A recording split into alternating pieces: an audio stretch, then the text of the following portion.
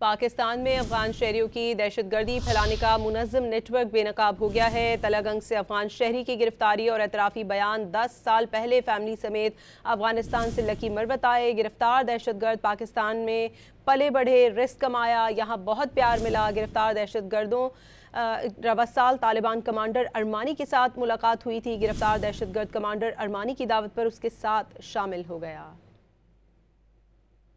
قاسم پاسن باندې مشهور یم. له هغه پلار نه ملال خان ده، په کام باندې د لوزي یا افغانیان یو. هغه یم یګر ولایت یم.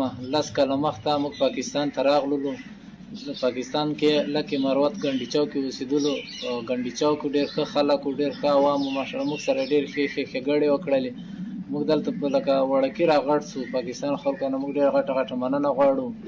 هغه نه بعد 2025 اول میاشت کې بعد بیا ما ارمانی سره ملاقات مې وشو، ورسره سره درګه کې ارمانی کمانډر سره بیا ما ورته بس سید بیا څو ورځې وتلې، بیا څه زر سلاڼه یار کې مشل ورځې ورسره تېره کړه، بیا مې 15 ورځې ورسره تېره کړلې. هغه نه بعد بیا لاړو یو ته جوړ کې یو کیله ویل په دغه باندې به پیدایي کوي. یو زوم یو بل کس هغه فاروق بیا ورسې په دغه کیله باندې راوګرځولو. داسې بیا ته پیدایي شیخ ناس موقع شیخ ناس بیا بیرته راغلو. د بیا 15 نفر مې ورته راوستل. د بیا ما ته په نفر په سر باندې 1000 روپۍ راکړل. بیا له هغې نه بعد بیا ما ورته زه ځم کته پنجاب ته. بیا زه پنجاب ته تللم. بیا د ما سره مشوره وکړه، روغ کسان دې پیدا کړل پنجاب.